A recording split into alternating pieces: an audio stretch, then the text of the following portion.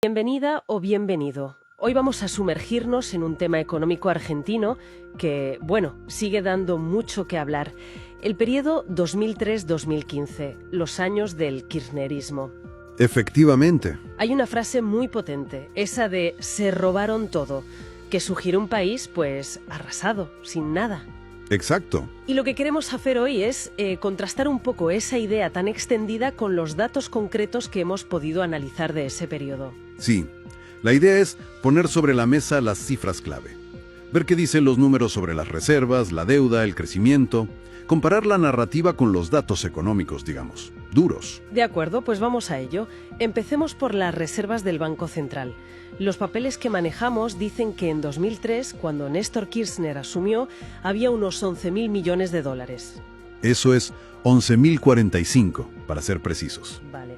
¿Y qué pasó después, según esta información? Pues mira, lo interesante, o al menos lo que indican las cifras, es que para finales de 2015 las reservas superaban los 25.000 millones. O sea, más del doble. Sí, y fíjate, esto es importante.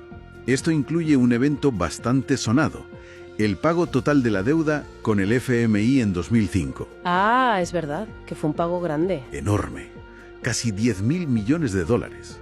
Y salieron, claro, de esas reservas. O sea que incluso descontando ese pago tan significativo al fondo, el balance final de reservas fue positivo y bastante abultado. Exacto. Visto así, la idea de un vaciamiento total, al menos en cuanto a reservas, parece que no encaja del todo con estas cifras. Llama la atención, sí. Pero claro, las reservas son una parte. ¿Qué hay de la deuda externa? Que siempre ha sido como una losa para Argentina. La deuda, sí, un tema central. En 2003 la situación era, asfixiante, es la palabra. ¿Tan grave? Los documentos indican que representaba el 164% del Producto Bruto Interno, del PBI. 164%. O sea, se debía mucho más de lo que se producía en un año entero. Una barbaridad. Una carga tremenda. Pero los datos analizados muestran una evolución muy distinta al final del periodo. A la baja. Sí, y de forma muy significativa. Para finales de 2015, esa proporción, la deuda sobre el PBI, se había reducido a menos del 40%. De 164% a menos del 40%. Es una reducción brutal. Más de 120 puntos del PBI. Es un cambio estructural enorme. Sí, desde el punto de vista financiero, claro. Me imagino que eso aliviaría presiones y quizás cambiaría un poco la capacidad de negociación del país, ¿no? Sobre el papel, un desendeudamiento de esa magnitud debería fortalecer la posición financiera, sí. Y además, hay otro dato importante en las fuentes. ¿El crecimiento? Exacto, el crecimiento económico. Se habla de un periodo de expansión notable. ¿Sí? ¿Qué cifras se manejan? Pues, sobre todo entre 2003 y 2011, se registra un crecimiento promedio anual del PBI del 7,7%. 7,7% anual de media, durante 8 años. Es mucho. Es una tasa muy alta, sí. Las fuentes lo atribuyen a una combinación de factores: exportaciones, consumo interno, ciertas políticas de estímulo. Claro, aunque un promedio alto no siempre significa que todo el mundo lo note igual, ¿verdad? La distribución de esa riqueza es otra historia. Por supuesto, eso es clave y los datos macro no siempre lo reflejan todo. Pero el crecimiento como cifra agregada está ahí en los informes. Vale, entonces repasando. Tenemos, según las fuentes, aumento de reservas netas, reducción drástica de la deuda respecto al PBI y un crecimiento promedio elevado durante buena parte del periodo. Eso es lo que muestran estos números. Y aquí es donde el análisis que hemos visto plantea la pregunta del millón, ¿no? Si la narrativa era que no quedaba nada, que el país estaba arrasado, ¿cómo es posible que el gobierno siguiente pudiera endeudarse tantísimo y tan rápido? Exacto. Esa es la cuestión. Es que la documentación sugiere precisamente eso, que la capacidad demostrada para conseguir nuevos préstamos internacionales y muy grandes justo después de 2015 implica que algo había. O al menos una base sobre la que operar, ¿no? Una capacidad de pago que los mercados veían. Claro, el análisis consultado apunta a que los problemas económicos que vinieron después quizás no se explican tanto por la herencia recibida, sino más bien por las decisiones posteriores. ¿Cómo cuáles? Mencionan específicamente el nuevo ciclo de endeudamiento masivo y también un fenómeno importante, la fuga de capitales. ¿Puedes recordar brevemente qué es eso de la fuga de capitales? Sí, claro. Es básicamente la salida de grandes cantidades de dinero del país, ya sea para invertir fuera, para ahorrar en el extranjero, para atesorar. Vale.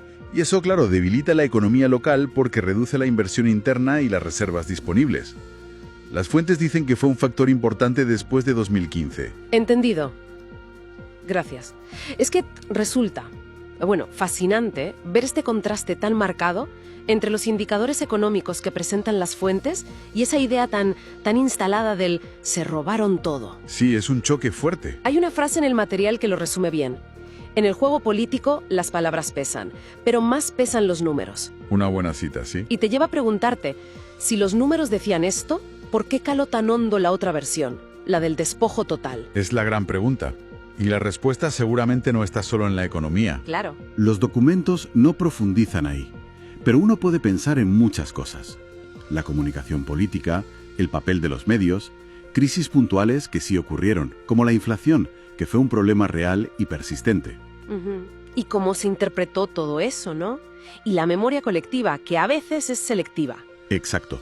Son muchos factores que construyen esa percepción pública, más allá de las cifras macro. Entonces, para ir resumiendo la información analizada hoy, los datos de este periodo 2003-2015 en Argentina, según las fuentes consultadas, muestran un aumento neto de reservas, una bajada muy importante de la deuda externa sobre el PBI y años de crecimiento económico promedio bastante alto. Eso es. Cifras que argumentan estas fuentes contradicen esa idea de un país financieramente liquidado al final del ciclo. Lo cual nos deja con una reflexión final, ¿no? Algo en lo que pensar. Sí, una pregunta que queda flotando, yo creo. Si los datos económicos consolidados pintan este cuadro, ¿qué otros elementos, qué otras fuerzas, políticas, mediáticas, sociales, quizás hasta emocionales, tienen tanto poder para moldear cómo recordamos y cómo percibimos la gestión económica? Hasta el punto de generar narrativas que parecen ir en dirección contraria a las cifras disponibles. Exactamente. ¿Qué peso tienen esos otros factores en la construcción de la memoria colectiva? Es algo sobre lo que creo merece la pena seguir reflexionando.